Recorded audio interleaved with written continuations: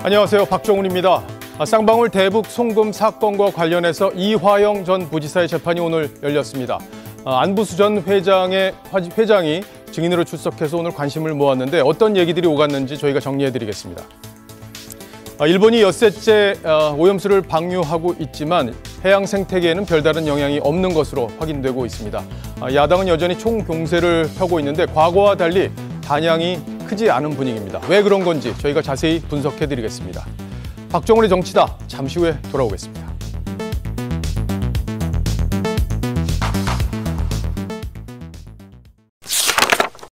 저희가 카카오톡 채널을 통해서 시청자 여러분들의 질문을 받고 있죠. 카카오톡 채널 검색창에 박정훈의 정치다를 추가하시면 저희와 친구가 되고요. 질문이 채택이 되면 방송 중에 소개도 해드립니다. 그리고 저희가 문화상품권도 챙겨드릴 예정이니까 많은 참여 부탁드리겠습니다.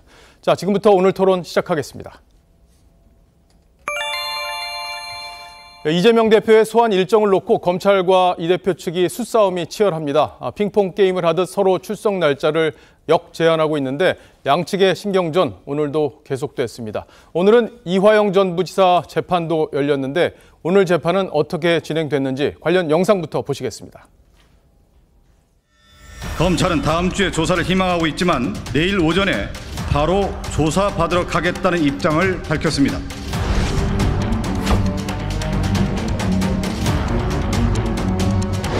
9월 정기국회 본회의가 없는 주간에 검찰에 출석할 것입니다.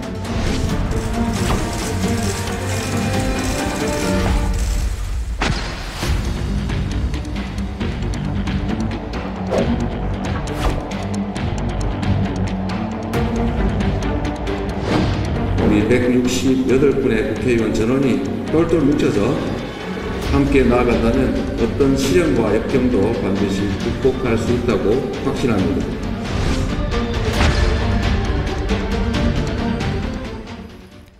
오늘 이화영 전 부지사 재판에서 대북 송금 사건과 관련해서 이 대표에 대한 의미 있는 법정 증언이 나올지 바로 그 부분에 관심이 아주 집중이 됐었는데 어떤 내용들이 나왔는지 서주민 기자에게 좀 물어보겠습니다. 서 기자, 네. 오늘 증언 내용 좀 정리를 해볼까요? 예, 오늘 그 안부수 아태엽 전 회장이 나와서 증인 신문이 진행이 됐었는데요. 이 기밀사안인 국정원 문건을 놓고 진행이 됐기 때문에 기자들을 포함해서 방청객들은 모두 퇴장을 했습니다. 비공개로 오전에 진행이 됐고요.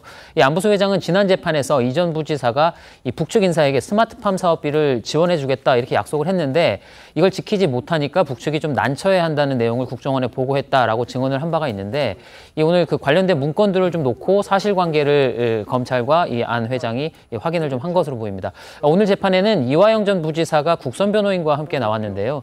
이 전 부지사는 다음 주까지 사선 변호인을 선임하도록 노력하겠다는 입장을 재판부에 밝혔고요.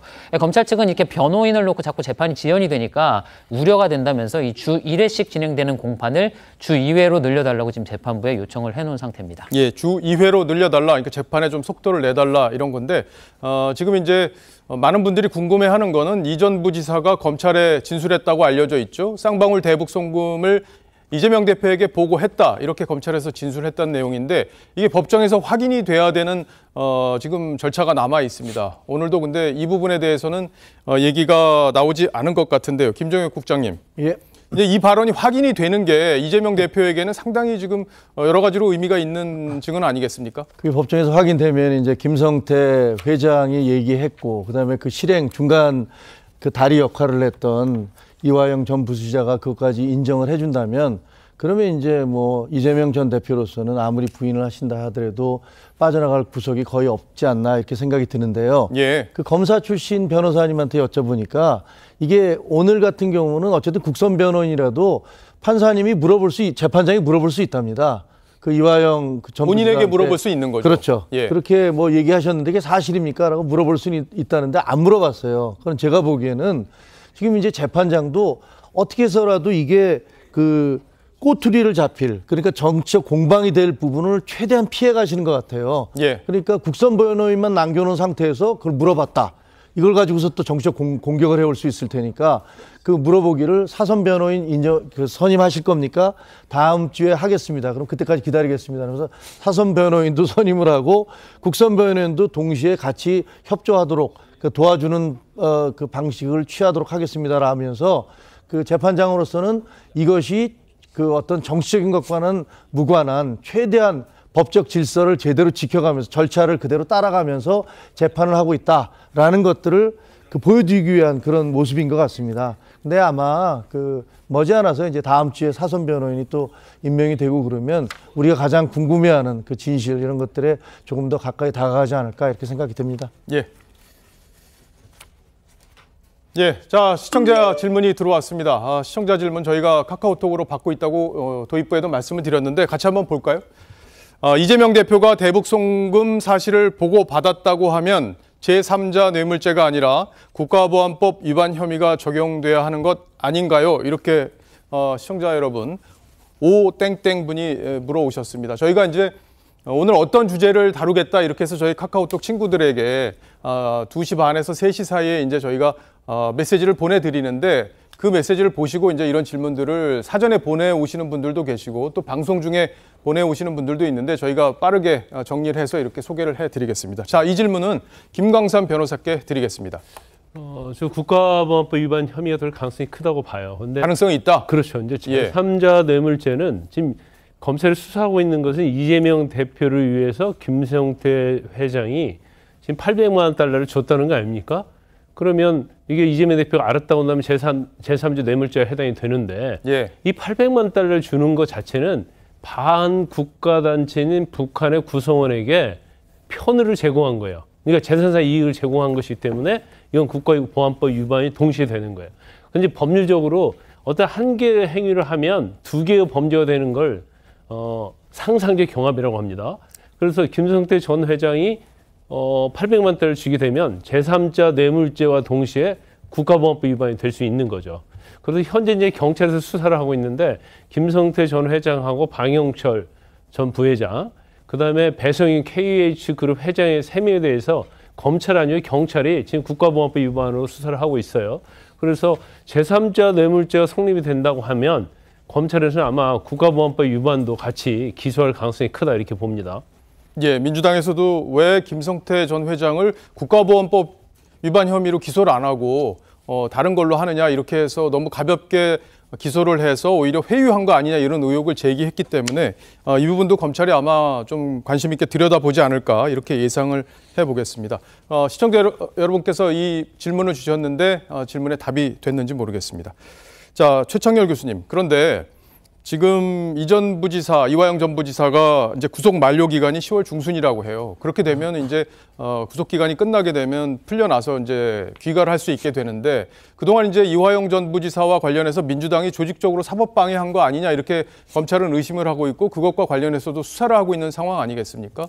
이제 구속 기간이 끝나게 되면 그런 부분에 대해서도 또 논란이 커질 상황이 되지 않겠냐 이렇게 보시는 분들도 있더라고요. 이화영 부지사가 이제 전 평화부지사죠. 이제 이분이 얘기한 것 중에서 이재명 대표에게 이제 대북 송금 사실 김성태 회장에 부탁했다라는 걸 보고했다라는 거 아니에요. 근데 그 보도가 나온 이후에 이른바 옥중 서신을 통해서 이게 부인이 됐습니다. 부인이 되고 난 다음에 아까 말씀이 좀 나왔습니다만 변호사를 선임하니 안 하니 가지고 아직도 지금 이제 시비 중인데 제가 볼 때 이제 일단 10월 중순에 구속 기간이 끝나면 그럴 가능성이 충분히 있다고 봐요. 지금 이화영 부지사가 속으로 어떤 생각을 하는지 모르겠는데 처음에 이제 이재명 대표에게 보고했다라는 얘기가 그게 진실인 건지 아니면 옥중 서신을 통해서 자신은 그렇게 얘기한 적이 없다라는 게 진실인지 아직 모르겠습니다. 모르는 상황인데 모르겠는데 문제는 이화영 전 부지사가 이러다가 이제 어떤 혐의, 모든 혐의를 말이죠. 지금 얘기 나온 이런 혐의들을 본인이 다 뒤집어 쓴다고 생각하면은 태도를 또 바꿀 수 있을 것이고 그렇지 않고 지금 회유 말씀을 하셨는데 이제 석방되고 난 다음에 이재명 대표 측에서 여러 가지 얘기를 할 가능성은 충분히 있다고 봐요. 이 혐의 말고 이 사건 말고 그동안 이재명 대표와 관련된 여러 사건들 중에서 여러 사람들이 희생이 됐던 게 사실이었잖아요. 그런 가능성이 충분히 있는데 문제는 검찰이 이제 이재명 대표가 이제 이화영 부지사가 김성태 회장에게 부탁했다는 사실을 알았느냐 이걸 확인할 수 있어야 돼요. 그렇지 않고 계속 이제 얘기가 왔다 갔다 하니까 법정에서 이런 부분이 증거로 채택되느냐가 문제거든요. 그러니까 이런 부분들에서 아직 검찰이 확신이 없는 것 같아요. 그래서 그렇다면 이런 확신이 없거나 확실한 증거가 없다면은 이화영 전 부지사가 석방되고 난 다음에 이재명 대표로부터의 회유에서 자유롭기 어렵다는 생각도 듭니다. 자, 이재명 대표의 검찰 출석 여부도 좀 관심이 뜨겁죠. 바로 내일이 검찰에서 이 대표에게 출석하라 이렇게 통보한 날인데요. 이 대표는 9월 셋째 주에 나가겠다고 하면서 거부를 이미 했습니다. 그러자 검찰이 그러면 9월 4일에 나와라 이렇게 재통보를 했습니다. 검찰의 역제안을 받은 이 대표, 오늘은 어떤 반응을 보였는지 직접 한번 들어보시죠. 검찰이 9월 4일로 좀 출석해달라고 그렇게 통보를 했는데 이에 응하실 생각 있으실까요? 날짜를 다시 조율할 수가 있을까요? 대표님 일정이 8월 말 또 9월에 국회 일정이 있어서 본회의가 없는 9월 11일 날 출석하면 좋겠다라고 검찰에 통보하지 않았습니까? 근데 검찰은 9월 4일 날 또 얘기를 한 거니까 지금 조율 중에 있다 이렇게 봐야 되겠습니다. 민주당의 당대표와 일정이 어떻게 되는지 최소한의 조율을 할 필요 있지 않겠습니까? 그렇지 않았다는 것이 더 문제고 검찰은 검찰 나름대로 좀 정치 행위를 하고 있다고 보는 겁니다. 자, 신경민 의원님. 조금 전에 이재명 대표의 표정을 보니까 상당히 표정에는 여유가 있었는데 기자들의 질문에는 답을 하지 않았어요. 그러니까 4일에 출석을 할지 여부에 대해서는 민주당 내부에서 확실하게 지금 입장이 정리가 된 건지 안 된 건지 좀 궁금하긴 한데 내부적으로 어떤 얘기가 나오는지 좀 들어보셨습니까? 네, 아직 입장 정리는 안 됐습니다. 안 됐군요. 네, 근데 지금 내일이 일단 1차 1라운드죠. 1라운드가 진행된 내일이 어떻게 보면 검찰이 얘기했던 첫 날짜인데 이게 더 이상 이렇게 밀당을 계속하는 게 이재명 대표에게 별로 좋지가 않은 게요. 내일이 지나가면 1회 불출석이 됩니다.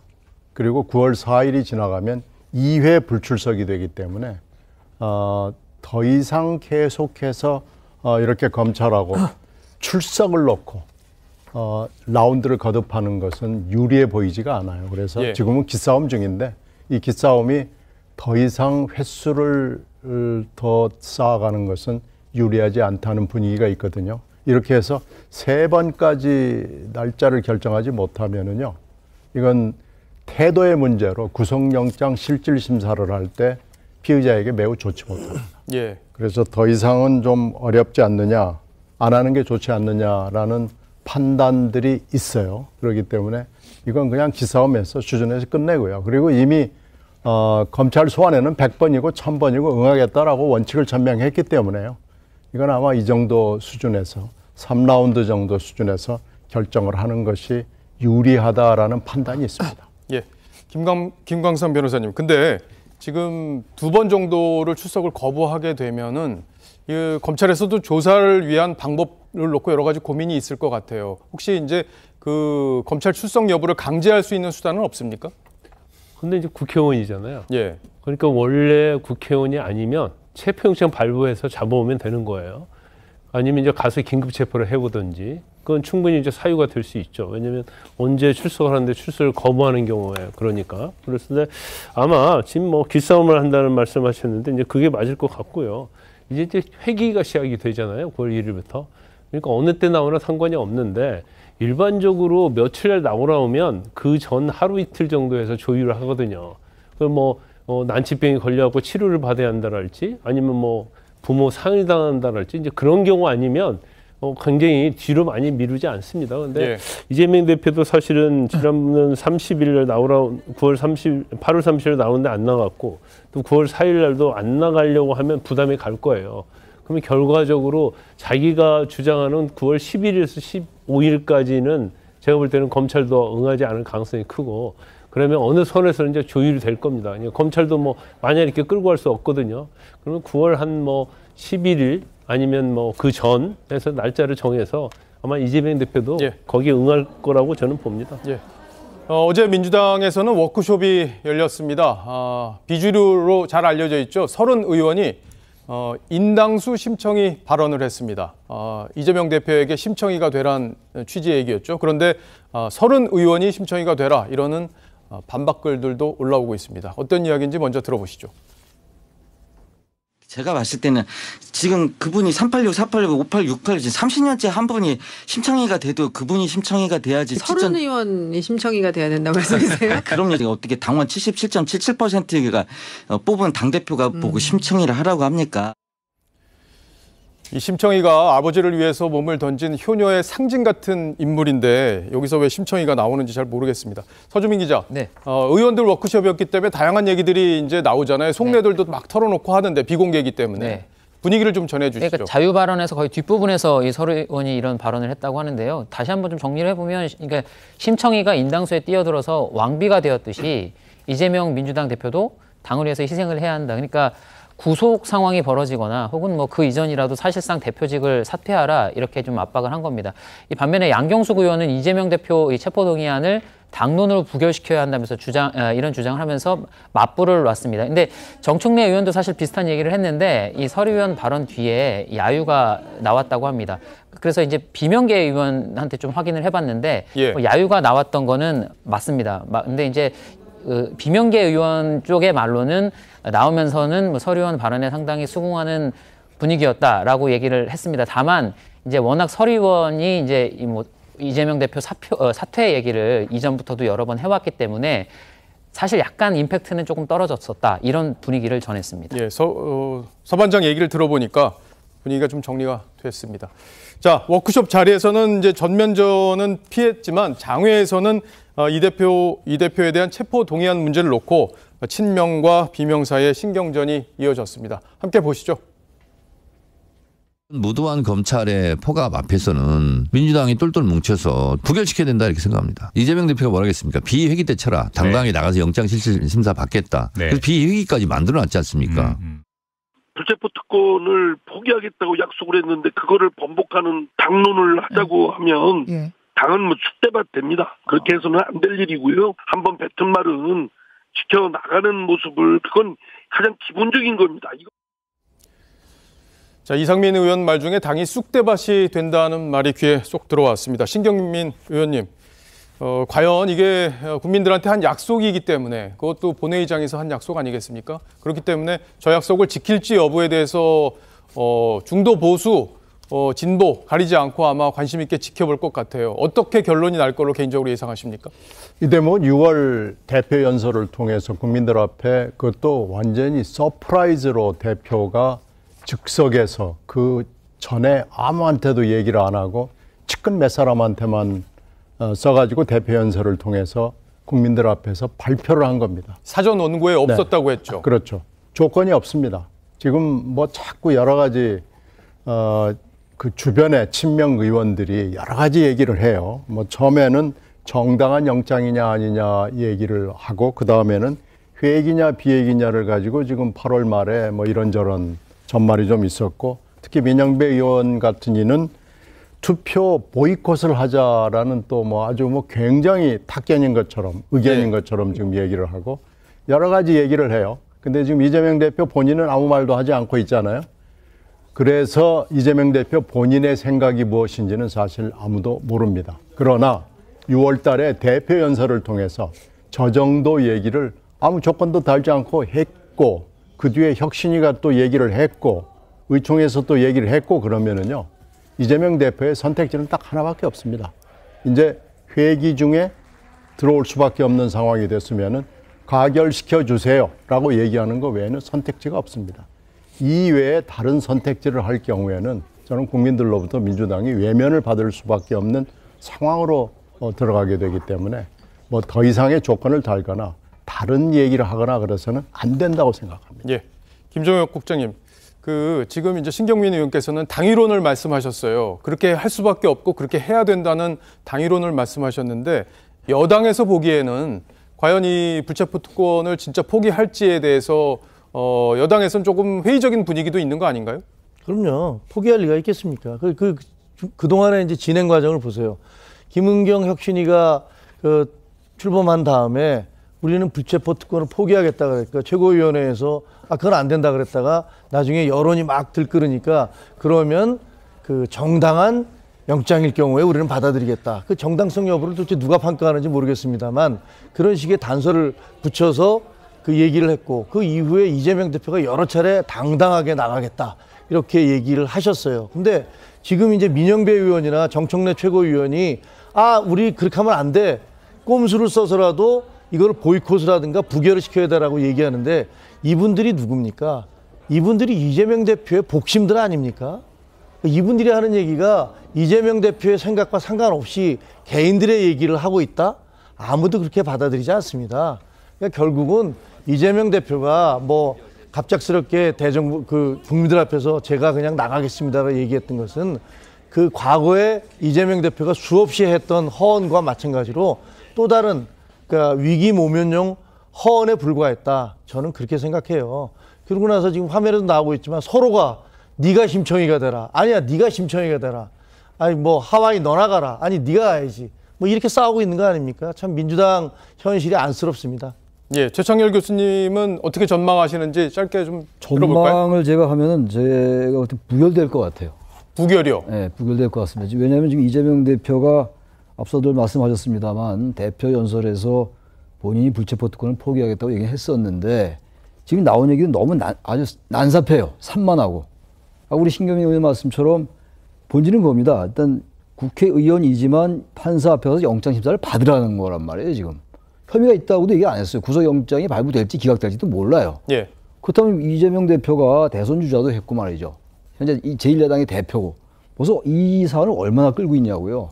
그럼 가서 판사 앞에 가서 받아야죠. 그래서 가결시켜달라고 얘기하면 돼요. 회기면 어떻고 비회기면 어떻습니까? 당대표가 제1야당 대표니까 물론 헌법기관이니까 국회의원들이 그들의 양심에 따라서 가결인지 부결인지 표를 던지겠습니다만 지금 전반적인 분위기로 볼 때 이재명 대표가 그 얘기를 안 하고 있잖아요. 그럼 당론을 정해야죠. 이럴 때는. 가결로 갑시다. 라고 얘기하는 게 앞뒤가 맞는 거 아니겠어요? 당이론 무슨 뭐 전망을 떠나서. 어쨌든 그런 거 다 포함하고 감안해서 볼 때 이재명 대표가 얘기를 안 할 것이고 가결로 갑시다라는 당론을 정하지 않을 것 같고 이게 또 무기명 투표고 여전히 옥중공천 같은 안에서도 열려있기 때문에 이재명 대표가 혐의가 있다 하더라도 말이죠. 예. 그래서 저는 이 민주당 의원들의 그동안의 여러 가지 행태로 미뤄볼 때 저는 이게 불체포 특권을 또다시 활용해서 체포동의안이 넘어오면 말이죠, 국회에. 그렇게 돼서 저는 부결시킬 가능성이 높다고 생각합니다. 예. 전망이 제발 틀렸으면 좋겠는데 모르겠어요. 예. 예. 전망이 틀리길 바라야겠습니다. 예. 예.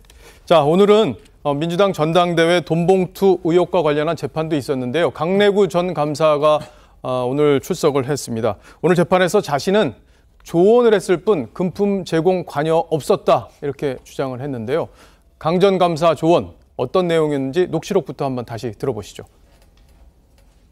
밥값이 없다. 현찰로 좀 마련해줘라. 얘기해 놓으십시오. 얼마? 그러면은 1,000만 원 이렇게 얘기해야 됩니다. 그러면 얘는 100만 원을 생각하고 있다. 1,000만 원을 두드려 맞기 때문에 500을 갖고 옵니다. 진짜 완전 엑기스 전수해주네요. 송만이 형이 좀 연결해줘서 그거 좀 나눠줬다. 그렇게 얘기를 했어 내가. 누구한테?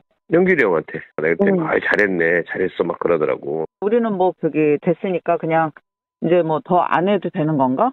아니 영길이 형한테 이제 좀 물어보고 아직도 20일 정도가 남아있는 거 아니에요. 그러니까 뭐 막판에 스피치 낼 때 한 번씩 더 해갖고. 그다음에 유는 몇 개 하냐? 5개만 하냐? 다른 거 주지 마. 내가 5개라고 얘기했어. 자, 김광삼 변호사님, 지금 강내구 전 감사는 지금 구속이 돼 있는 상황인데 구속된 혐의를 보면은 돈봉투를 돌리라고 지시하고 권유한 혐의로 지금 구속이 돼 있는 상황이에요. 그러니까 이 모든 사건의 최종적으로 진행된 이유가 송영길 대표를 만들기 위한 과정 아니었겠습니까? 그리고 그 과정에 이제 여러 명의 의원들이 개입이 돼 있다 이런 상황인데 강내구 전 감사의 재판 전략은 어떻게 봐야 될까요? 일단 이제 범죄 혐의의 내용을 보면 지시나 권유를 하는데 이 돈과 관련된 거에서 이제 강내구 전 의원이 다 개입이 된 걸로 돼 있어요.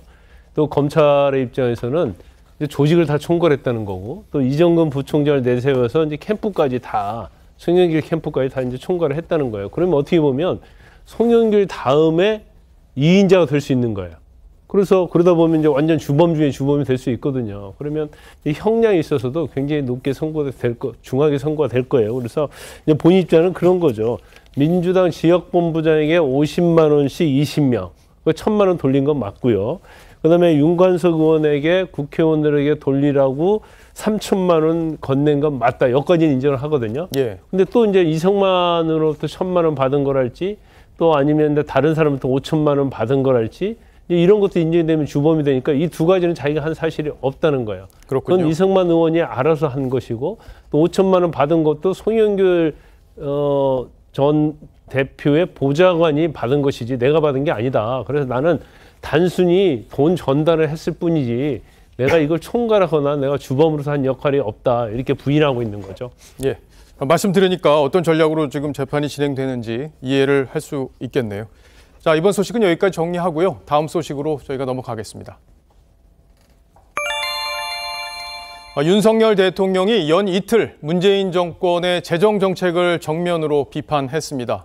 선거에 이기려고 나라 돈을 펑펑 써서 국권을 바닥냈다 이런 주장이죠. 그러면서 전 정부가 푹 빠졌던 재정 만능주의를 단호히 배격하겠다 이렇게 밝혔습니다. 야당은 여기에 어떻게 반응했을까요? 함께 들어보시죠. 망하기 전에 기업을 보면은 아주 껍데기는 화려합니다. 하나하나 뜯어보면은 전부 이 회계가 분식이고 국가도 마찬가지입니다. 선거 때 표를 얻기 위해서 막 벌려놓은 건지 그야말로 나라가 정말 거덜이 나기 일보 직전에 지난 정부의 방만한 재정 운영으로 국가 채무가 400조 원 증가했고 지난해 처음으로 1000조를 돌파했습니다. 우리 정부는 전 정부가 푹 빠졌던 재정 만능주의를 단호하게 배격하고 또다시 지난 정권 탓을 했습니다. 야당 탓, 지난 정권 탓, 언론 탓 이렇게 남 탓만 하다가 허송세월 5년을 모두 허비할 것입니까? 자, 김정은 국장님. 네. 그러니까 지난 정부에서 우리나라 총 예산이 이제 많이 는 것도 사실이고 그 사이에 빚도 많이 늘었잖아요. 그게 이제 우리 후대에 부담이 되는 거에 대해서 윤석열 대통령이 이제 그걸 끊겠다는 의지를 이제 밝히는 과정에서 지난 정부의 문제점을 이제 구체적으로 거론한 게 아닌가 싶은데 대통령이 뭐 작심 발언을 했다 이렇게 볼 수 있겠죠. 그런 것 같습니다. 이게 대통령은 검사 출신이시잖아요. 그러니까 자기가 그 부실기업 수사를 하면서 했던 경험들, 그 겉은 화려하지만 그리고 그 오너들이나 이런 분들은 뭐 좋은 차 타고 다니면서 뻥뻥대지만 사실 안을 들여다보면 완전히 속빈강정이더라. 이런 경험을 토대로 해서 본인이 이제 국가를 인수해 봤더니 우리나라 그냥 완전히 그 600조였던 국가 부채가 5년 사이에 400조를 들려서 1000조를 돌파를 했고 물론 이거는 그 과정에도 수없이 많은 언론의 비판이 있었습니다만 그냥 밀고 갔죠. 그다음에 소득주도 성장이라는 허황된 그런 이론을 가지고서 이게 무슨 EU에서 인정이 됐다느니 뭐니 이런 말도 안 되는 소리를 하면서 그런 것을 밀어붙였죠. 최저임금 16.7%를 올려서 중소상공인 업자들을 그냥 피눈물 나게 만들었던. 그리고 돌이켜보면은 지금 문재인 정부에 있어서 교육과 연금, 노동개혁 실질적으로 우리가 해야 될 그 수많은 어떤 개혁 과제가 있는데 아무것도 된 게 없습니다. 이런 것들을 물려받은 것들에 대한 어떤 대통령의 그 마음을 직접적으로 토로한 것 같은데 문제는 이게 사실은 정치적인 언어는 아니잖아요. 이게 이분이 이제 정치 초년병이다 보니까 그런 부분들에 있어서 자기 마음속에 있는 얘기를 그냥 뱉어내셨는데 그게 사실은 이제 정치적으로는 상당히 공방이 있을 수 있는 그런 부분이 있다라고 생각이 돼요. 하지만 저는 뭐 여권의 일원이니까 상당히 설득력이 있다라고 생각이 되고요. 그리고 솔직히 걱정도 됩니다. 어떤 걱정이요? 이게 지금 선거 때 나는 그렇게 안 하겠다 이렇게 얘기를 하셨잖아요. 일종의 선언이죠. 그러면은 사실은 우리 저 여권에 있는 사람들 입장에서는 이거 선거를 어떻게 치르라고 그러십니까? 라는 생각을 하게 되게 마련이에요. 모든 개혁이라는 건 독일의 슈레더 개혁, 하르츠 개혁처럼 마찬가지로 그것이 나중에 장기적으로는 큰 도움이 되지만 당장 그 개혁을 하는 당사자들에게는 불이익이 돌아가거든요. 그래서 이거 참 대통령의 의지는 알겠는데 선거 때는 어떻게 되나 뭐 이런 걱정이 솔직히 듭니다. 예, 신경민 의원께도 이제 반론을 좀 기회를 드려야 되는데 선거를 앞두고 돈을 좀 뿌리고 싶은 그런 유혹을 갖는 건 어느 정부나 비슷했던 것 같아요. 근데 이제 윤석열 정부에서는 그런 걸 하지 않겠다는 취지의 대통령의 발언이 강하게 있었기 때문에 야당에서는 조금 과거 정부에 대한 지나친 비판 아니냐. 왜 지금 1년이 지났는데 왜 여태까지 지금까지 왜 야당 비판만 하고 있느냐 이런 식의 비판들을 할 수 있다고 봅니다. 네, 어제 그 얘기가 뭐 원고 없이 즉석에서 했다고 그래요. 아무 메모도 없이 그냥 맨손 맨몸으로 와서 했다고 그러니까 아마 회의에서 맨날 하던 얘기를 그냥 막 즉석에서 뱉어낸 것 같아요. 이게 이제 윤 대통령의 스타일인데 뭐 그렇게 생각하는 걸 우리가 뜯어 고칠 수는 없죠. 그런데 지금 아주 간과하고 있는 게 있습니다. 2020년부터의 전 세계적인 현상에 있어서 그 당시에 재정으로 할 수밖에 없는 여러 가지 일들이 있었거든요. 그러니까 정말로 저렇게 얘기하고 싶었으면 이해가 된다라고 하는 전제에서 시작을 했어야 되는데 저렇게 드립다 들어와가지고 그냥 전 정권은 뭐 완전히 허장성세하는 그런 어떤 기업인들 행태를 보였다. 뭐 호화 생활하면서 무슨 고급차 타고 다니고 그런 기업주하고 똑같다. 이렇게 매도를 하는 거냐? 글쎄요. 이제 벌써 대통령이 취임한 지가 1년 4개월인데 아직도 저런 생각을 하고 저런 행태를 보이고 저런 문제의식을 가지고 계속해서 하루 종일 회의를 하고 정말 문제입니다. 예. 이렇게 저는 대통령이 이런 행태를 보여서는 안 된다고 생각합니다. 예. 최창렬 교수님, 그런데 이제 빚이 많이 늘어난 것도 사실이고 또 코로나로 어려운 국민들이 많았던 시기이기 때문에 재난지원금이라고 해서 이제 국민 1인당 얼마씩 또 지급도 했고 그런 것들이 이제 내수나 이런 데서 효과를 내기도 했지만 결과적으로 보면은 굉장히 나라 재정에 부담을 많이 줬고 나라 부채가 많이 늘어난 데 대한 어떤 재정의 효율적인 집행에서는 문제가 있었다는 부분도 분명히 있는 것 같은데 그 부분은 어떻게 평가하십니까? 국가 부채가 많이 늘어났잖아요. 늘어났는데 늘어난 속도가 대단히 빨랐던 것 같아요. 전체적으로 이제 늘어날 수밖에 없는 구조라 하더라도 지금 말씀처럼 코로나도 있었고 전반적인 세계의 어떤 통화 정책의 측면도 있는데 세계적인 측면도 있는데 너무 속도가 빨랐던 건 분명히 있습니다. 다시 말해서 국가의 재정이 대단히 불안해졌다라는 건 분명히 있어요. 단지 이제 지금 민주당이나 지난 그 민주당 정권이나 지금 야당의 얘기는 우리나라가 그 정도는 충분히 감내할 수 있다. 다른 나라들에 비해서 국가 부채 비율이 아직은 견딜 수 있다라는 게 지금 민주당 정권의 얘기였거든요. 야당도 그런 주장을 하고 있고 예. 바로 이런 부분들과 지금 대통령이나 지금 여권의 인식은 그렇지 않다. 대한민국의 부채가 너무 빨리 증가했기 때문에 대단히 위험하다라는 이런 인식을 갖고 있는 거거든요. 대단히 경제학적인 논쟁의 문제입니다. 논쟁의 문제인데 제가 뭐 경제학자가 아니기 때문에 어느 말이 100% 맞다고 보기는 어렵다고 생각해요. 예. 문제는 대통령 언어축이 너무 거칠다는 거예요. 지금 우리나라 지금 윤 대통령이 취임하고 난 다음에 1년 3개월 정도 지났지 않습니까? 그런데 이렇게까지 야당과의 대화가 없던 적이 없었던 것 같아요. 이재명 대표의 이른바 사법 리스크도 큰 책임이 있다고 봅니다. 그렇다 하더라도 대통령의 언어가 이제 1년 3개월이나 됐으니까 1년 3개월 됐으면 이제는 과거 정권에 대한 그런 비판은 충분히 했어요. 많은 유권자들이 그렇게 생각하는 분도 있고 바로 그래서 정권이 바뀐 거거든요.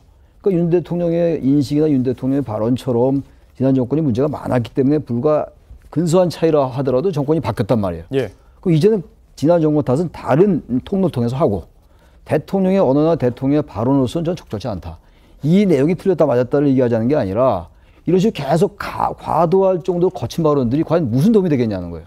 바로 그렇게 여러 가지 국가 채무도 늘어났고 국가의 건전 재정이 위태해졌으면 그걸 어떻게 해결해 나갈 것이다라는 걸 얘기해 주는 게 대통령의 언어가 돼야 된다. 예. 그걸 지적하고 싶습니다. 예. 그러니까 이제 문제에 대한 대통령의 진단과 또 해법도 결과적으로 이제 2% 내에서 2% 안쪽에서 예산을 늘리겠다. 그런 이유를 설명하는 과정에서 저런 말들이 나온 게 아닌가 이런 생각도 좀 드는데 어쨌든 예산을 효율적으로 써야 된다. 여기에 대해서 국민들이 아마 동의하지 않는 국민들은 없을 걸로 생각이 됩니다. 자, 다음 주제로 넘어가겠습니다.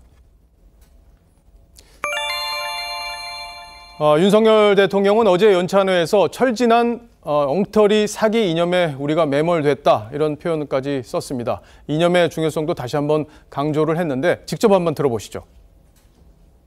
제일 중요한 게 이념입니다.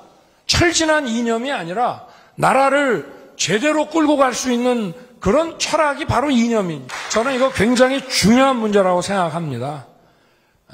철진한 엉터리 사기 이념에 우리가 매몰됐고 또 거기에 대해서 우리가 우리 당은 이념보다는 뭐 실용이다 하는데 기본적으로 분명한 이런 철학과 방향성 없이 실용이 없습니다.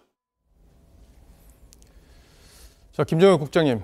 최근에 이제 불거진 게 이제 홍범도 장군의 흉상을 육사에 있는 거를 옮겨야 된다. 이렇게 국방부가 추진을 하는 그런 상황이기 때문에 그 상황과 맞물려서 대통령의 얘기를 생각해 볼 수밖에 없잖아요. 저게 뭐 직접적인 연관관계가 있다고는 생각하지 않습니다. 직접적인 건 아니다. 예, 뭐 홍범도 장군의 그 흉상을 옮기자라는 논란이 국방부에서 나왔지만 그게 무슨 대통령의 지시로 이루어진 것도 아니고 그렇기 때문에 이게 저는 사실은 그 부분에 대해서는 괜히 불필요한 논쟁으로 가고 있다라는 생각이 들거든요. 예. 그런데 대통령이 얘기한 것은 그 철진한 이념이라는 게 저는 공산주의 얘기하는 건 아니라고 생각을 해요. 왜냐하면 공산주의는 이미 끝난 이념이잖아요.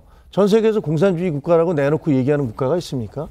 다 그 소련이 그 1991년 12월 25일 날 붕괴되고 모든 나라에서 공산주의는 이미 실패한 이념이라는 것들이 다 받아들여졌어요. 공산당은 존재하지만 공산주의, 그러니까 같이 만들어서 같이 배분하자는 그런 개념은 없어졌다 이 취지죠. 막시즘은 일부 학자들에 의해서는 얘기되고 있지만 현실 정치에서 막시즘을 구현하겠다고 하는 사람은 아마 중국에서 가끔가다 정치적 선언 정도로 얘기를 할 수 있을지는 모르지만 없다고 생각하고요.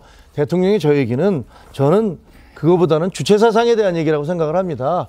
우리나라에 있는 어떤 그 운동권 출신들의 상당수가 과거에 주체 사상에 매몰됐던 적이 있었고 아직도 북한에 대해서 그 북한의 정체성이라든가 어떻게 보면 왕조 국가에다가 그 인민들의 인권을 지극히 탄압하는 그런 국가에 대해서도 환상을 품고 있고 그리고 북한의 주체 사상을 아직도 동정을 갖고 있는 그런 사람들에 대한 이야기를 하는 것이라고 생각을 해요. 그래서 직접 저는 저 얘기가 홍범도 장군과의 관련된 그런 논란은 그런 언급은 아니라고 생각합니다. 예, 아무래도 이제 홍범도 장군 흉상 이전 문제가 뜨거운 감자로 부상해 있기 때문에 여러 가지 얘기들이 있고 대통령실에서는 대통령이 이것과 관련해서 직접 언급한 적은 없다고 했지만 뭐 여러 가지 자리에서 이 홍범도 장군의 흉상 이전에 대해서 대통령도 나름대로 생각을 피력한 것으로 저희들이 취재가 되고 있습니다. 자, 한번 박종선 육군사관학교 총동창 회장이 인터뷰한 내용을 한번 같이 보겠습니다. 흉상 5분의 독립운동을 절대 부정하진 않지만 소비에트 복장을 한 홍 장군 흉상에 육사 생도들이 충성하고 들어가는 게 안 맞지 않냐? 이 소비에트 공산당에 가입해서 옷을 입었기 때문에 아마 이런 주장을 하는 것 같습니다. 다음 얘기도 한번 보겠습니다. 오늘 인터뷰 내용입니다. 신복룡 전 건국대 석좌교수고요. 독립유공자 서훈 심사위원장까지 맡았던 분이죠. 육사 설립 취지를 생각해 볼 때 홍범도 장군 흉상은 독립기념관에 이전하는 게 적절하다. 이런 얘기입니다. 자, 마지막 거 하나 더 볼까요? 신복룡 교수의 얘기고요. 해방 이전 공산주의 활동은 독립유공자 제척사유가 되지 않는다. 그러니까 독립유공자로서 인정을 해야 된다. 하지만 육사가 항일 학교인가 아니면 북한과 싸우는 학교인가라는 물음에 답해야 한다. 전반적으로는 이제 흉상이 여기에 과연 있어야 되느냐 이런 주장에 대해서 답을 하고 있는 그런 상황인데 논리는 그런 것 같습니다. 그러니까 공산주의와 싸워야 되는 생도들을 길러내는 장소에 적절하지 않은 흉상 아니냐. 독립유공자로서의 공은 100% 인정한다. 이런 주장인가 싶은데 신경민 의원님. 민주당에서는 어쨌든 이거 옮기는 거에 대해서는 좀 반대하는 그런 기류가 강한 상황이고 또 문재인 정부 때 이게 다 만들어지고 추진이 됐던 거기 때문에 더 그런 거 아닌가 이런 생각도 해볼 수 있어요. 근데 그때 유해 송환을 했을 때 여야가 다 찬성하고 다 환호했어요. 박수 보내고. 근데 갑자기 왜 이렇게 표변을 하는지 누가 이걸 주도로 하는지 잘 모르겠고요. 지금 뭐 육사가 그러면은 항일운동하고 관련이 없다 이렇게 얘기하는데 육사의 역사를 보면은 그렇지 않습니다. 그리고 이 홍범도 장군 개인으로 들어가면은요 43년도에 돌아가셨어요. 그리고 그때는 이 러시아에 있는 우리 유민들이 굉장히 어려울 때입니다. 중앙아시아로 스탈린에 의해서 가가지고 뭐 거기 굶어 죽은 사람도 많고요. 기차 타고 가는 중에 죽은 분들이 수백 명입니다. 예. 그런 상황에서 홍범도 장군이 소련 공산당에 들어갈 수밖에 없었고 그 당시 40년대 초반에 소련은 미국과 함께 유럽의 우방들과 함께 일본하고 싸웠습니다. 그러니까 지금 주소를 잘못 찾은 거예요. 누가 이 문제 제기를 했고 국방부에 누가 여기에 동조를 했는지는 모르겠지만 주소를 잘못 찾아도 한참 잘못 잡은 얘기를 가지고 지금 이 난리를 다치고 왜 지금 이때 홍범도 장군을 가지고 이렇게 시비를 걸어야 하는지 아무도 이해하지 못하는 일들을 왜 이렇게 열심히 하는지 잘 모르겠습니다. 그러니까 이것은 주소를 잘못 찾았다고 대통령실이 딱 판단을 내려주면은요, 일시에 끝날 일이 아닌가 싶어요. 이건 지금 이 사람이 누군지, 누가 문제 제기를 했는지 지금 짐작되는 사람들이 몇 분이 있는데요. 이런 분들은 뚜렷한 근거도 없이 괜히 지금 시비를 거는 거고, 지금의 소련, 그러니까 지금의 러시아의 전신인 소련, 여기에 봉사를 했던 홍범도다라는 걸 가지고 그 기준으로 홍범도를 말하자면 색칠을 하고 있는 겁니다. 이건 잘못된 겁니다. 알겠습니다. 자, 그런데 국방부에서는 홍범도 장군의 공산당 활동 이력을 구체적으로 문제를 삼았습니다. 오늘 국방부 브리핑 내용 한번 들어보시죠. 자유시 참변 연관성에 대해서도 여러 가지 학계에서 의견이 있는 걸로 알고 있고, 소련 정부로부터 연금을 받기 위해서든지 그렇게 해서 작성한 이력서에 관련 내용이 있는 것으로 알고 있습니다. 육사 명예 졸업생인 건 알고 계시죠?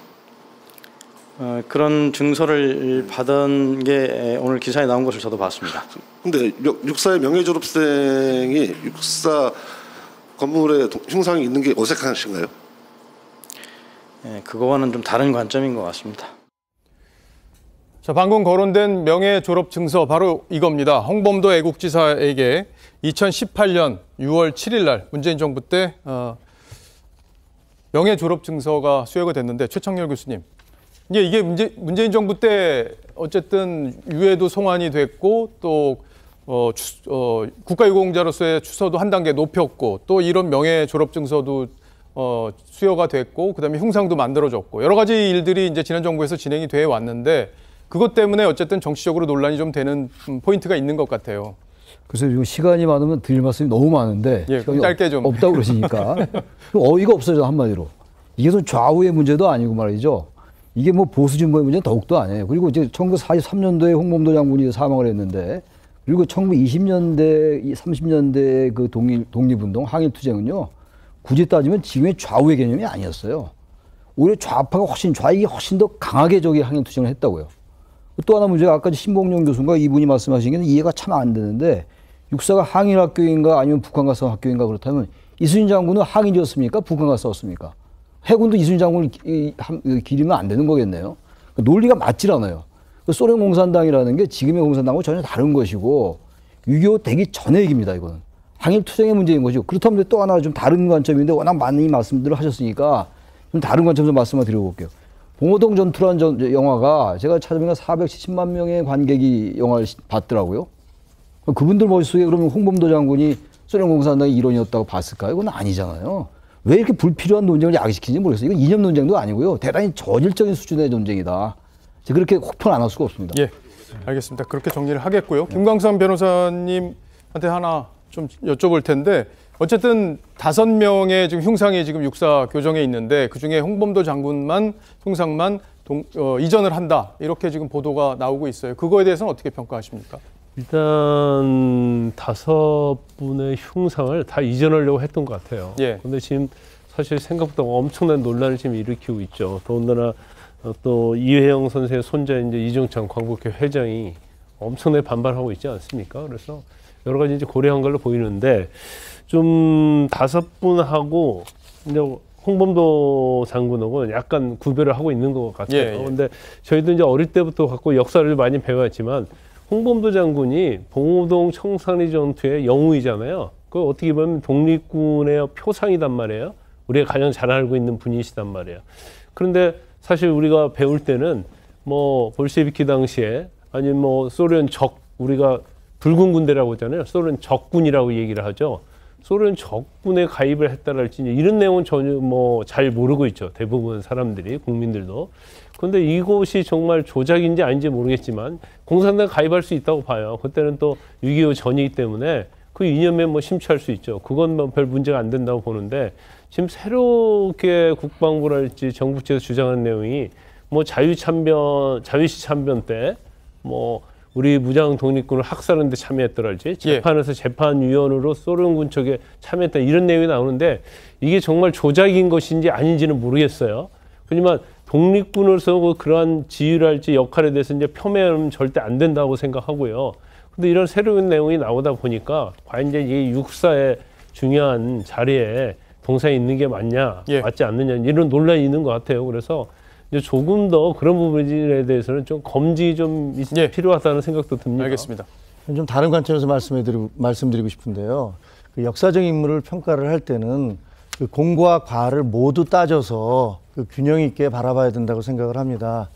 근데 그동안에 이제 그게 또 우파적 관점이기도 하고요. 그런데 보면 이제 백선엽 장군 같은 경우는 뭐 20대 초반에 일본군 장교를 했다는 이유로 해서 파묘를 하자 뭐 이런 얘기까지 있었습니다. 그 이후에 그분이 그 다부동 전투에서 낙동강 전선을 지켜내고 대한민국 국군의 큰 발전을 이루었습니다만 그런 부분을 다 도외시하고 과거의 일정 부분만을 가지고서 공격을 했던 적이 있어요.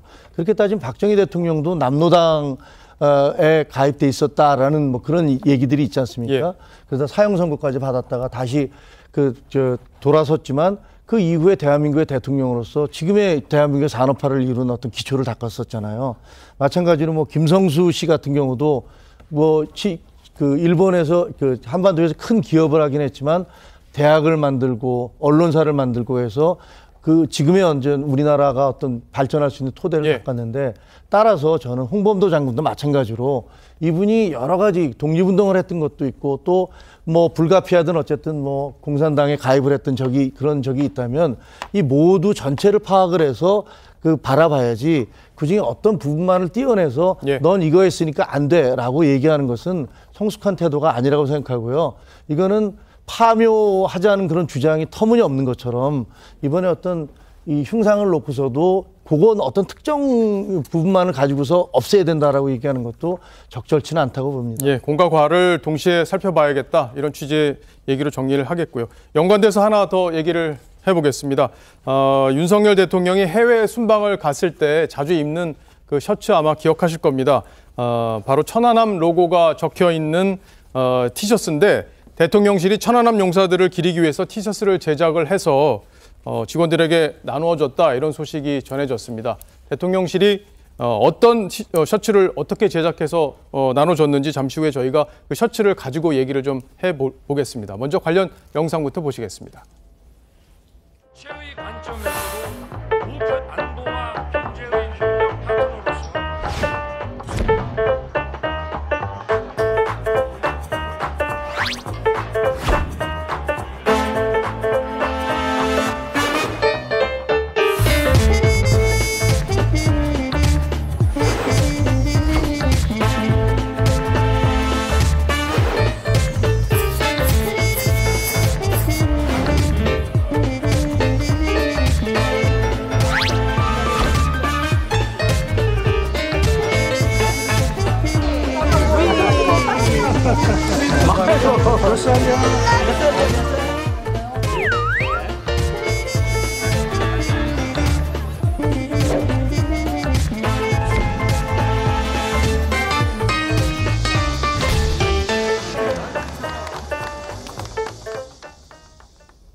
자, 지금 영상으로 보셨던 바로 그 천안함 티셔츠 홍현주 기자가 스튜디오에 가지고 나왔습니다.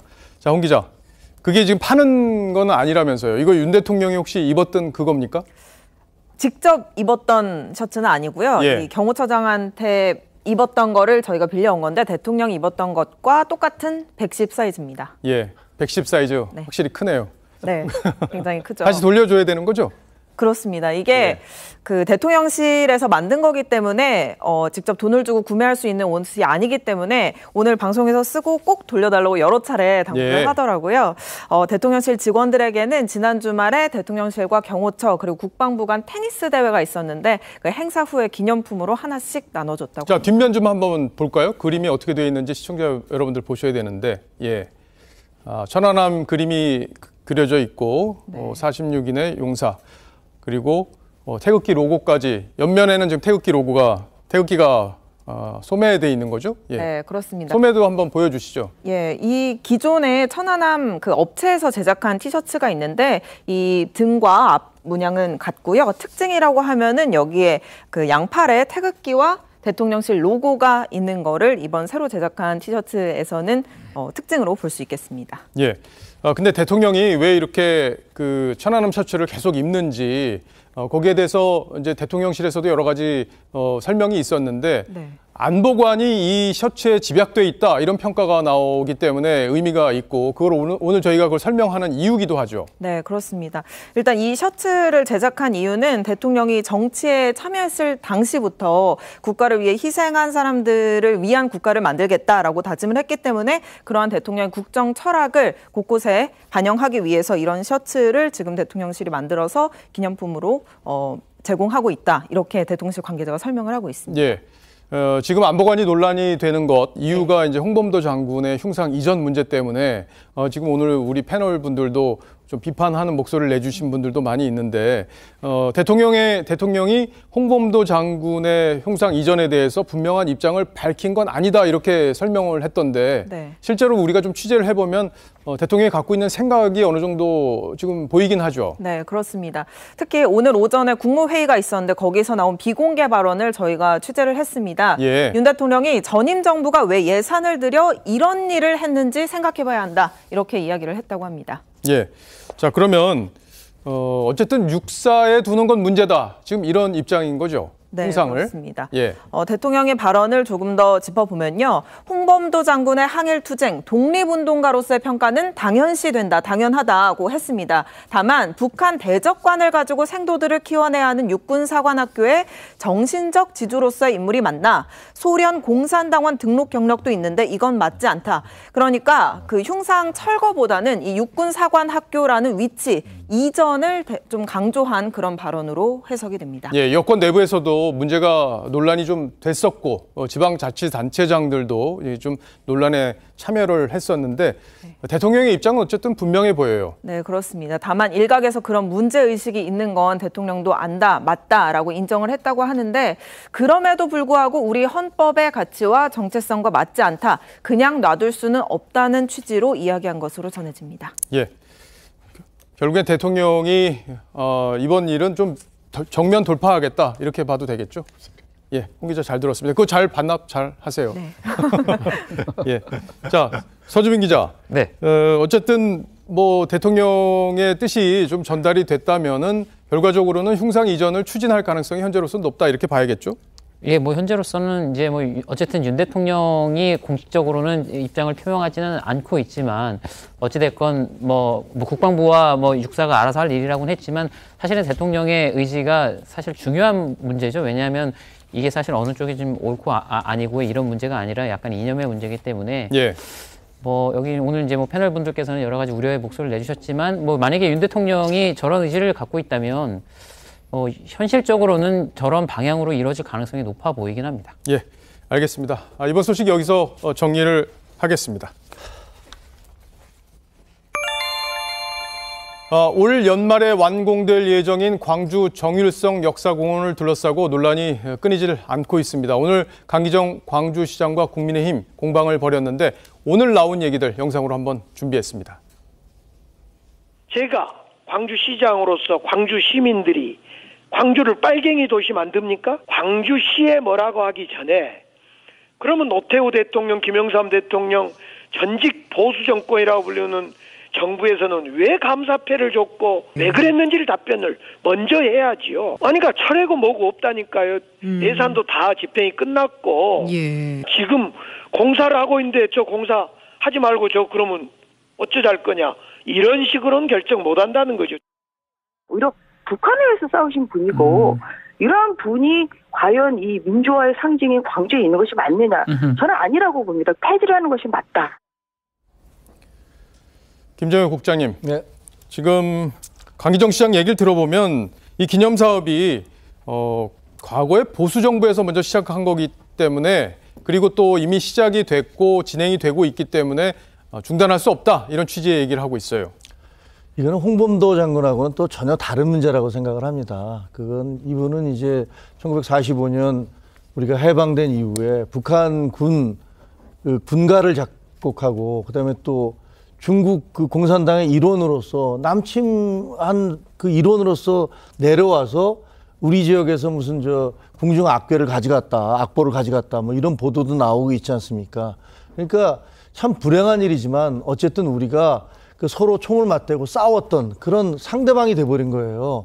근데 그분에 대해서 제가 보기에는 과거에 이거 잘 몰라서 그랬던 것 같아요. 그 사실 정율성이라는 분이 누군지 저도 처음 들었거든요. 예. 광주에 저런 도시가 있었다는 얘기, 저런 무슨 다 그 기념 도로가 있고 이런 거를 전혀 몰랐어요. 근데 아마 다른 분들도 다 마찬가지이지 않았을까. 그냥 뭐 이거 옛날에 우리가 배출한 유명한 작곡가다. 뭐 이런 식의 얘기를 통해서 그냥 별 대수롭지 않게 넘어갔던 것이 아닌가 이런 생각이 드는데 이번에 이런 논란을 통해서 저분이 어떤 역할을 했었고 이런 것들이 다 드러나고 있잖아요. 그렇다면 과거 정권에서 그냥 흐지부지 넘어갔기 때문에 지금 그냥 우리는 그냥 하겠다라고 얘기하는 것들이 과연 맞을까. 그 많은 분들이 광주에서도 그러잖아요. 5.18 단체들도 우리도 몰랐다. 저런 사람이 있는지 우리도 몰랐다. 이렇게 얘기하고 있기 때문에 과거에 했으니까 지금도 할 수 있다라고 얘기하는 것은 논리적으로는 좀 합당치 않다라는 생각이 듭니다. 자, 이거 신문 광고 한번 보실까요? 신문 광고에 이런 내용이 났습니다. 그러니까 인민해방국 행진곡과 팔로군 행진곡을 작곡한 공산주의자 정율성 역사공원 건립을 강력히 반대한다. 자, 이 광고를 누가 냈는지가 중요한데 이 과거에 4.19, 5.18 단체들도 이 광고를 내는데 관여가 됐다고 합니다. 이에 대해서 강기정 광주시장은 본부에 압박이 있었다 이렇게 주장을 했는데 관련해서 저희가 5.18 부상자회 회장에게 직접 전화를 해서 이 광고를 내게 된 배경에 대해서 물어봤습니다. 한번 들어보시죠. 반대한 신문 광고도 낸 분 중에 한 분이 네. 황일봉 5.18 부상자회 회장인데요. 예. 이분은 재임 중에 가장 앞장서서 정율성 기념관을 짓고 기념사업을 하자고 그랬던 주장을 했던 분입니다. 예. 그분이 갑자기 지금 반대를 해요. 왜? 예. 왜 그런지요? 왜 그럴까요? 솔직히 이해할 수가 없어요. 예. 왜라고 보세요? 그건 아는 사람은 다 알아요. 보훈단체들 보훈처에서 시키면 안 할 수가 없죠. 전혀 아닙니다. 대한민국의 건국과 발전을 위해서 일하지는 분명히 안 했잖아요. 뒤늦게서 이제 우리도 그걸 알고 5.18 단체는 정말로 군사 독재와 싸워서 민주주의를 쟁취했고 그 과정에서 많은 분들이 희생을 당했는데 저희들 순수한 뜻이 정율성 역사공원을 통해서 왜곡될 우려가 매우 높다. 철회되는 것이 맞다라고 해서 우리 4.19 민주단체와 함께 이렇게 공동성명을 발표하게 됐다는 말씀을 드립니다. 광주광역시장이 공산주의자 정율성 사업을 하기 전에 5.18 사적지 보존 내지는 사적지를 전부 새롭게 정비하는 것이 더 급해요. 방금 목소리를 들으신 분은 황일봉 5.18 부상자회 회장입니다. 그러니까 2002년에는 광주의 남구청장으로 재직을 하면서 이 정유성 기념사업을 추진한 인물이죠. 하지만 당시에 정율성에 대해서 잘 몰랐다 이렇게 지금 솔직하게 인정을 하고 있고 5.18 단체의 뜻이 왜곡돼서는 안 된다. 그리고 5.18 사적지 보존에 재정비에 더 애써달라 이렇게 지금 이야기를 하고 있습니다. 최창열 교수님. 그러니까 내부적으로 잘 몰랐던 분들, 정율성에 대해서 잘 몰랐던 분들이 광주 내부에서도 야 이건 아니지 않아? 이런 식의 지금 목소리를 내고 있는 분위기로 봐야 되지 않겠습니까? 정율성 이 부분도 굉장히 뜬금없는 것 같아요. 이 정율성이라는 분을 얼마나 알겠어요, 우리 국민들이? 예. 그리고 이 정율성 이분이 이제 뭐 중국 기화했던 분이기도 하고 위대한 작곡가라고 하는데 그건 좋습니다, 좋은데 이 정율성 이 지금 이 기념사업에 대한 사안도 결국은 좌우의 문제고 이념적인 문제로 가고 있어요, 지금 결국은. 근데 문제는 이 정율성 이 사안은 홍범도 장관하고 전혀 달라요. 앞서 김 국장도 말씀하셨습니다만 이분은 전쟁 중에 중공군의 그 장교로 쳐들어왔던 사람이에요. 이 부분하고 지금 아까 말한 그 소련공산당 홍범도 장군 입당했던 것과 동일시하면 전혀 안 되는 것이기 때문에 강기정 시장의 이 말도 전 동의하기가 어려워요. 그리고 지난 보수 정권에서 했다고 해서 지금도 해야 되는 건 아니잖아요. 지난 문재인 정권 때 했다고 해서 지금 정권이 안 하듯이 저는 그래서 자꾸 과거 정권이 어떻게 했다는 얘기 할 거 없고 이제 정율성이란 분의 이 지금 기념사업에 관련해 가지고 이 조성하는 게 맞느냐를 봐야 되는데 우리나라 국민들이 묻고 싶어요. 이 여론조사 좀 하는 게 나오겠죠. 이제 여론조사 결과가 나오겠죠.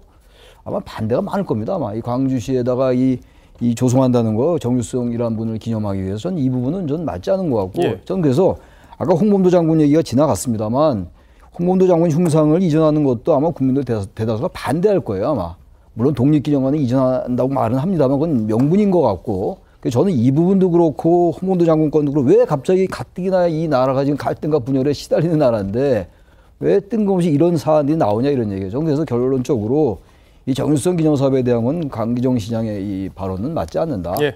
이건 전 취소하는 게 맞다고 생각합니다. 아마 국비가 들어가는 사업이 아니라 광주 시비가 48억 원이 들어가기 때문에 광주에서 어떤 여론이 나오느냐가 아주 중요하지 않을까 싶은데 민주화 운동 단체 그리고 보훈 단체 이 합동으로 10여 곳이 내일 정일성 사업에 반대하는 집회를 연다고 합니다. 내일 낮 12시에 광주시청 앞에서 한 1000여 명 정도가 모일 예정이라고 하는데요. 자, 신경민 의원님. 지금 여기에 고 서정우 하사의 모친도 지금 나와서 시위에 참여를 하신다고 해요. 그렇다면 이제 광주시에서도 여러 가지 여론들이 지금 복합적으로 나오고 있는 상황이 아닌가 싶은데 민주당에서는 여전히 이 문제에 대해서는 왜 굳이 그거를 진행되는 사업인데 그걸 뭐하러 건드리냐 이런 입장이신가요? 이게 조금 의견이 왔다 갔다 할 거예요. 예. 이 정도 되면은 시비로 하니까 아무 문제 없다라는 강기정 시장의 지금 이 얘기가 꾸준히 나오고는 있는데요. 이 정도 여러 사람들이 반대를 한다 그러면은 지역의 의견을 좀 물어보고요.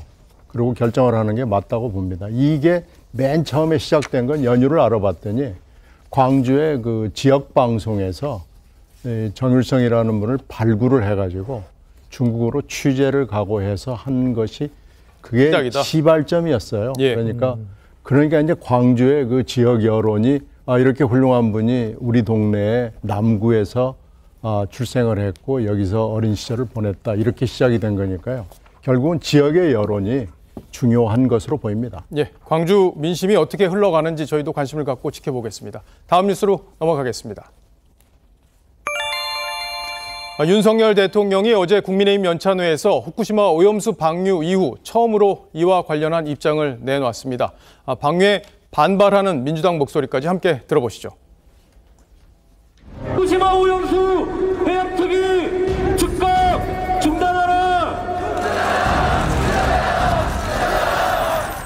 민주당은 이 시간부터 국민안전 비상사태를 선언하고 어떤 방식으로 국민을 속이고 일본 정부와 합작했는지를 낱낱이 밝히겠습니다. 이번에 후쿠시마 거기에 대해서 나오는 거 보십시오. 도대체가 과학이라고 하는 거는 1 더하기 1을 100이라고 그러는 사람들이니까. 근데 이제 이런 세력들하고 우리가 또 싸울 수밖에 없습니다. 자, 영상을 보면 민주당이 후쿠시마 오염수 문제에 대해서 총력 투쟁에 나서고 있는 그런 모습이죠. 과거 광우병 사태 때 야권이 보였던 모습과도 겹쳐 보이기도 하는데 이번에는 과거 괴담이 있었던 때와 상황이 좀 다르다고 합니다. 야당도 내부적으로 고민이 클 수밖에 없겠죠. 어떤 상황인지 김하림 기자에게 좀 들어보겠습니다. 자, 김 기자, 당장은 민주당이 이제 총력 투쟁 기조를 지금 거둬들일 태세는 아닌 것 같아요. 그렇습니다. 당장 내일의 목포에서 이렇게 결의대회가 예정돼 있고요. 예. 이후에 1박 2일 긴급 의총, 이후에도 주말까지 쭉 빽빽하게 오염수 관련 일정이 차 있습니다. 그런데 민주당 내부에서는 또 다른 기류가 좀 나오고 있는데요. 예. 한 민주당 의원은요, 이미 방류된 상황에서 여론전만 한다고 상황이 바뀔지 미지수다. 수산물 위험성 발언도 결국 어민들 반발로 이어질지 우려된다고 했고요. 그리고 또 다른 의원도 오염수 출구 전략을 고민 중이라고 했습니다. 예. 자, 그런데 이제 수산업자도 상당히 많고 유권자고 또 수산물을 파는 자영업자들도 많을 텐데 민주당으로서는 이런 것까지 다 고민을 할 수밖에 없지 않을까 싶어요. 예, 제 옆으로 보이는 이 사진 바로 2008년, 15년 전 광우병 촛불 집회 사진인데요. 예. 어디서 많이 본 것 같지 않으신가요? 최근 상황하고 겹쳐진다는 취지인가요? 예, 다음 사진 보시면 예. 굉장히 비슷한 모습이죠. 이렇게 비슷한데 이 두 집회를 보면요. 이런 집회 형태뿐만 아니라 광우병 국민대책위와 후쿠시마 오염수 저지 공동행동 이 두 단체가 인적 조직 구성이 80% 이상이 일치하는 것으로 드러났습니다. 예.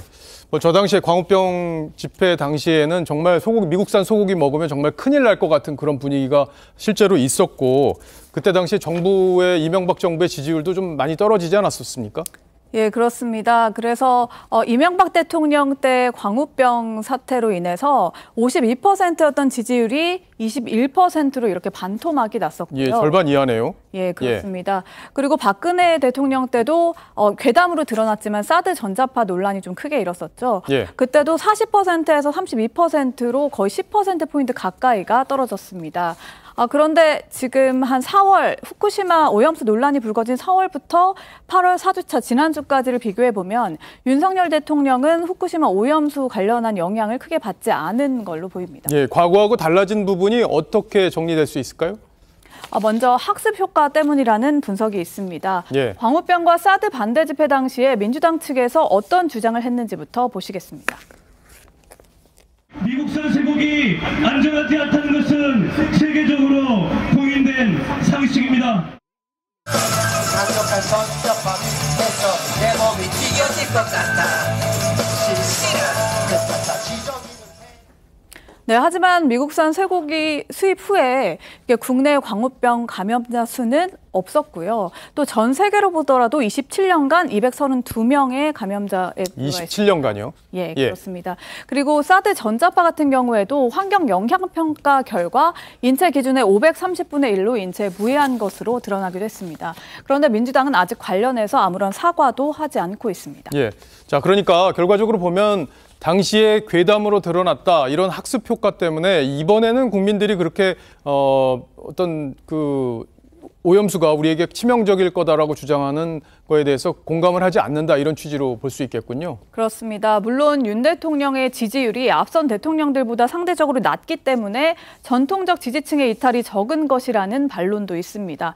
하지만 실제 지난 주말에 노량진 수산시장의 매출은요, 그전 주말보다 오히려 1.5에서 2배 늘었다는 게 상인들의 전언입니다.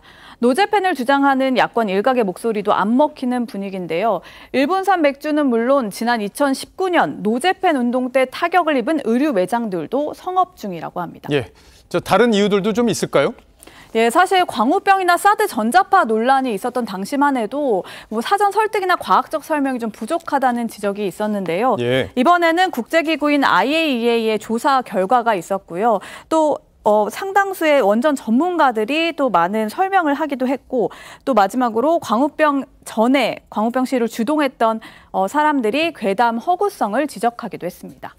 예, 사건이 더 지나면은 지금 민주당의 주장, 오염수가 얼마나 우리에게 치명적일 수 있는지, 이재명 대표는 제2의 태평양 전쟁이라는 표현까지 썼기 때문에 국민들로서는 상당히 불안해할 수도 있었을 텐데 지금 김아림 기자의 설명을 듣고 보니까 큰 국민들의 동의는 없다 이렇게 볼 수 있겠네요. 신경민 의원께 제가 질문 하나 드리겠습니다.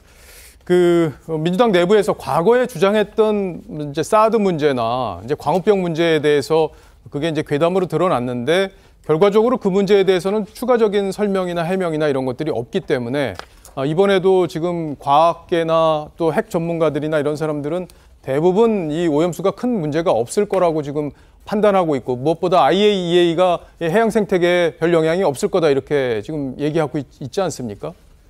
광우병 문제는 그것 때문에 새로 협상을 한 기억이 있죠. 그래가지고 30개월 이상 소고기를 수입하지 않는 걸로 결론이 나서 그건 기여를 했다고 보고요. 예. 사드 문제는 그건 조금 더 논의가 좀 필요합니다. 사드의 측정을 트래킹을 할 때 하고 이 받을 때 하고 그것을 측정을 지금 정확하게 하지 않아서 분명하지 않다는 게 있고요. 이번에 이 문제는 조금 경우가 다릅니다. 이 문제는 바다를 상대로 한 것이기 때문에 예. 너무 성급하게 저렇게 아무 문제 없다라고 얘기하는 것은 아직은 빠른 결론인데 지금 방류한 지가 얼마 되지도 않고요. 엿새 됐습니다. 그렇죠. 방류를 하면서 지금은 초기이기 때문에 일본이 바닷물을 많이 섞고 있거든요. 많이 섞고 있는 상황에서 아무 문제가 없다고 자꾸 하는 것은 저는 너무나 이른 결론을 예. 희망적으로 받아들이는 거 아닌가 싶어서 알겠습니다. 아직 그렇게 결론을 내릴 단계는 아니라고 봅니다. 예. 저는 뭐 민주당의 공포 마케팅이 더 이상 먹히지 않는다라는 생각을 합니다. 2008년도에 광우병 시위가 한창일 때 저는 기자였는데요. 바로 요 근처에서 광화문에서 6개월 동안 나라가 완전히 마비되는 꼴을 봤습니다. 그때 고깃집들이 줄 폐업을 했었죠. 그리고 그때 현장에 나가서 저도 워싱턴 특파원을 해봤는데 미국의 그런 고기가 그렇게 위험하지 않습니다라고 얘기하면 당신 말이야, 당신 미국 대변인이야? 뭐 이런 식의 공격이 계속 오더라고요. 그 이후에 사드 사태가 벌어졌을 때 사드 사태 때문에 또 참외가, 성주 참외가 완전히 폭락하기도 했었습니다. 문재인 정부 때는 또 그 민정수석이 죽창가를 부르면서 반일 불매운동을 벌여서 애꿎은 우리나라 이작가야 그리고 일식집 주인들이 정말 피눈물을 흘려야 했습니다. 이번은 어떻습니까? 방류가 시작되기 몇 개월 전부터 일본산 멍게 수입 결사 반대 이런 프래카드를 전국에다 내걸었어요. 그러면서 수산물 수입이 수산물 시장이 판매가 급감하니까 어부들이 막 눈물을 흘리고 업자들이 고통에 빠지지 않았습니까? 이거에 대해서 아니 그렇지 않습니다라고 설명을 하면 그 안전하다고 합니다. IAEA도 그렇게 얘기하고 있습니다. 그러면 당장 나오는 얘기 레파토리 뻔합니다. 당신 친일파지 일본 대변인이야? 이렇게 얘기합니다. 본인들의 괴담 때문에 그 수산물 업자들이 고통에 빠져서 그것을 설명하고 아니라고 해명하는 거를 거꾸로 당신 친일파지, 당신 대변인이야? 이런 식으로 치환하는 선전선동. 이거 우리 국민들 수없이 봐왔습니다. 그동안에 광우병, 사드, 그리고 무슨 불매운동 여러 가지를 봐왔기 때문에 이번에는 그렇게 쉽게 넘어가지 않을 것이고 거기에 대한 나중에 이제 좀 더 시간이 흘러서 거기에 대한 과학적 입증이 더 이루어질 때 그에 대한 역사적 책임을 민주당은 분명히 져야 될 겁니다. 예. 자, 대통령실과 여당은 수산물 소비 촉진에 총력전을 펴고 있죠. 어제 대통령실 구내식당에서도 수산물 식당이 차려졌었는데 인기가 대단했다고 합니다. 오늘 이 장면으로 저희가 준비했습니다.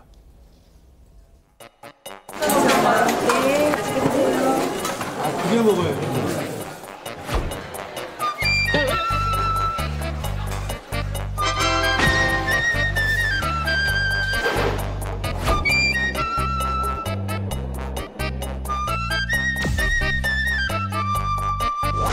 이제 인천시장께서 이제 그 민어회를 좀 준비해 주셨고 또 포항의 지역구이신 또 김정재 의원님께서 뭐 문어회.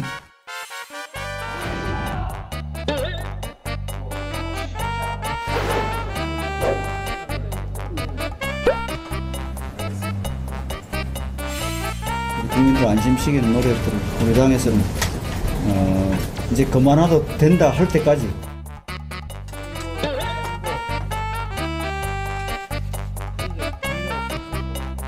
제가 이렇게 찬반이야. 이재명 대표도 이거 좋아서 뭐 이런 거 먹으라 그래요.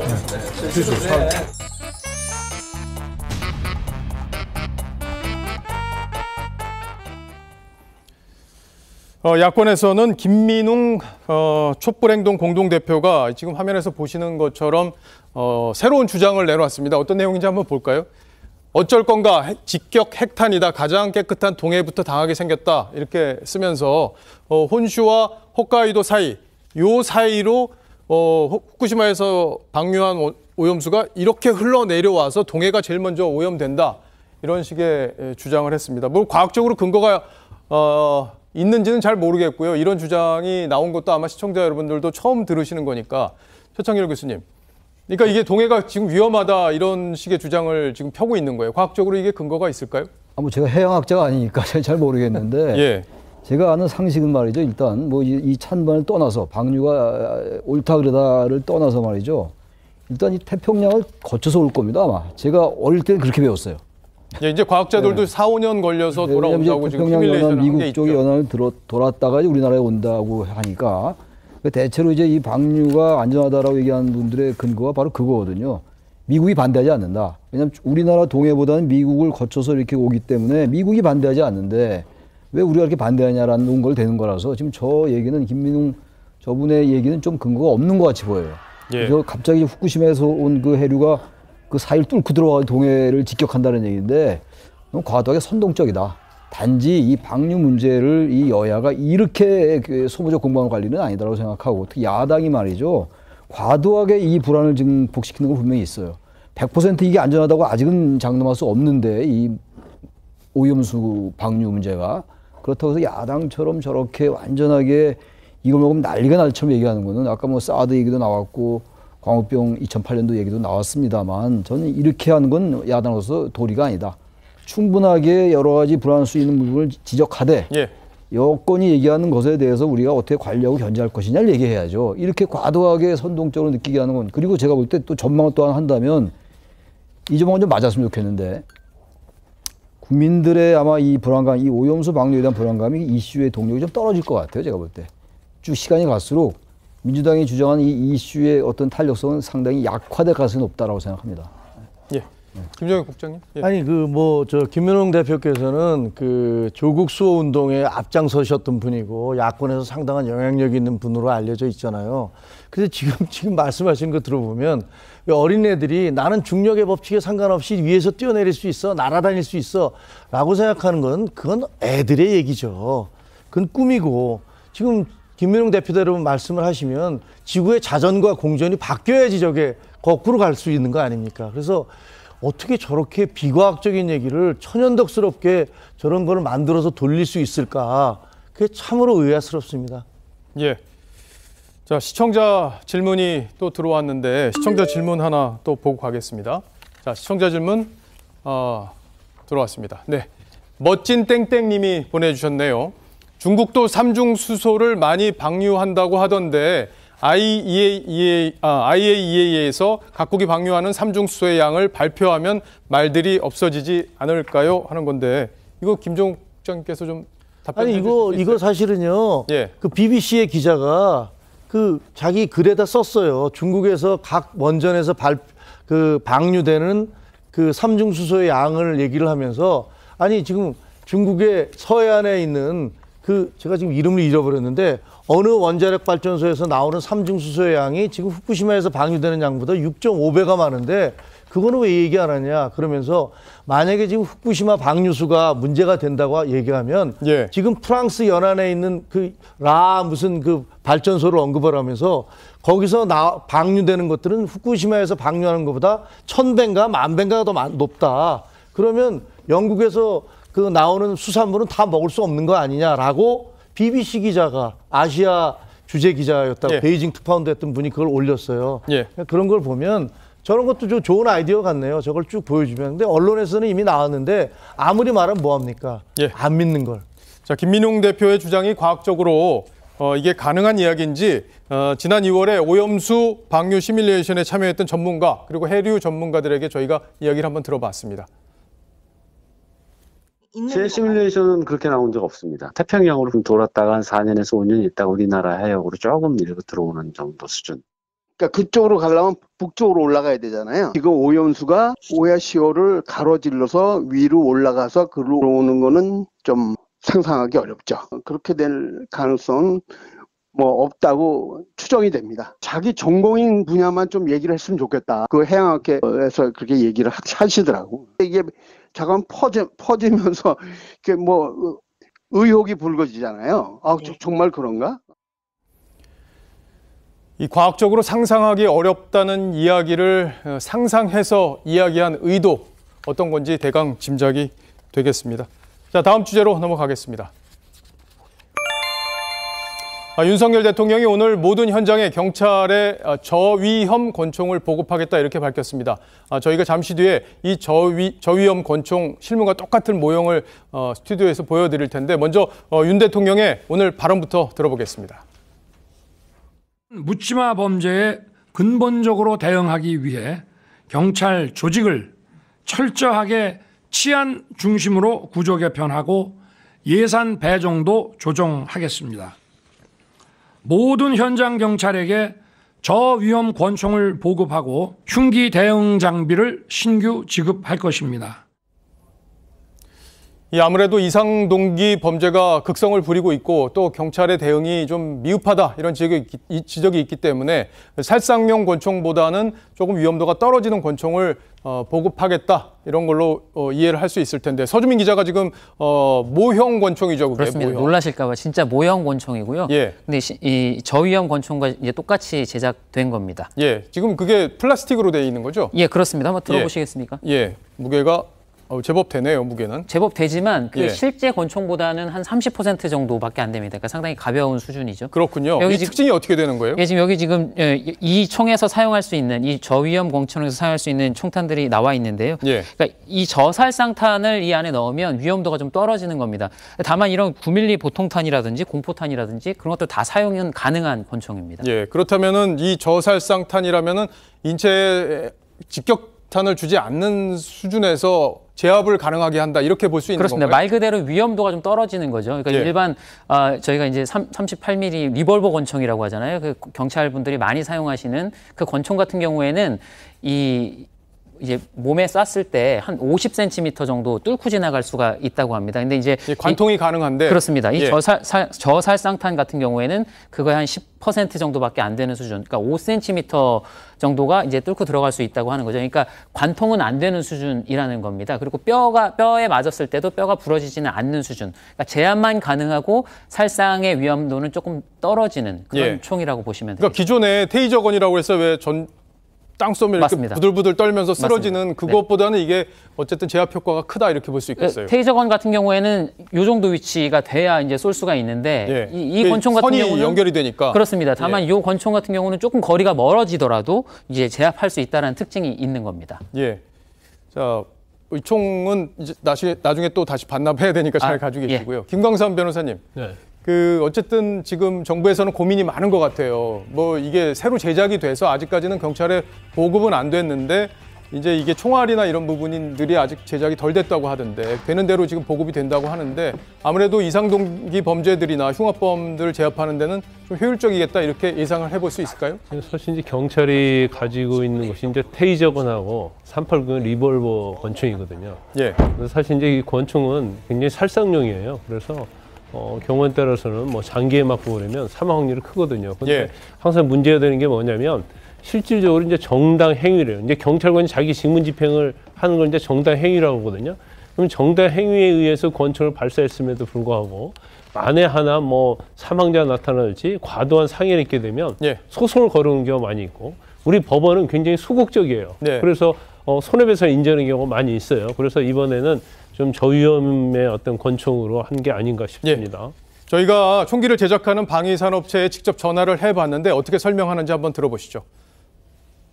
이 저위험탄을 사용하게 되면 일반적으로 한 수미터 앞에서 쐈을 때 허벅지 기준으로 하면 한 7cm 정도 박히는 상황이거든요. 우리나라 이제 경찰관 분들께서 총기를 사용하는 데서 좀 주저함도 있고 사용하고 나서의 그 범죄자에 대한 피해가 좀 크다 보니 사용하는데 상당한 부담감을 가지고 실제 범죄 현장에서 제대로 총기를 사용하지 못하는 상황도 많다고 들었습니다. 그래서 만약에 이 저위험 권총을 사용하게 된다면 좀 더 범인은 제압하되 이제 범죄자의 생명은 또 크게 문제가 되지 않는 수준에서 제압용으로 사용할 수 있고 또 범죄자들의 인식도 변화가 좀 있을 것 같고 소음 같은 경우도 실제 총기하고 유사한 소음이 나기 때문에 현장에 대한 뭐 공포감이나 이런 걸 조성하기에도 효과적이지 않나.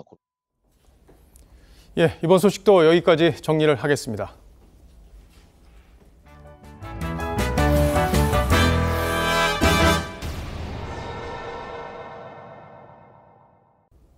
이제 그 빌미마저 주지 않겠습니다. 저를 향한 저들의 시도를 용인하지 않겠습니다. 저에 대한 정치 수사에 대해서 불체포 권리를 포기하겠습니다. 민주당 이재명 대표가 불체포 특권 약속을 한 건 지난 6월 국회 본회의장에서였습니다. 민주당이 이미 4번의 불체포 특권을 누리고 난 뒤 국민적 비난 여론이 커진 시점이었죠. 그러면서도 국민의힘 하영재 의원에 대한 체포동의안은 통과시켜서 내로남불이란 비판까지 받고 있었습니다. 이 대표가 어떤 의도로 특권 포기를 선언했는지는 그 자신만 알고 있을 겁니다. 비록 정당한 영장 청구라는 단서를 달긴 했지만 민주당이 특권 포기를 선언할 때만 해도 민의에 반하는 이 불체포 특권을 포기할 거란 기대가 많았습니다.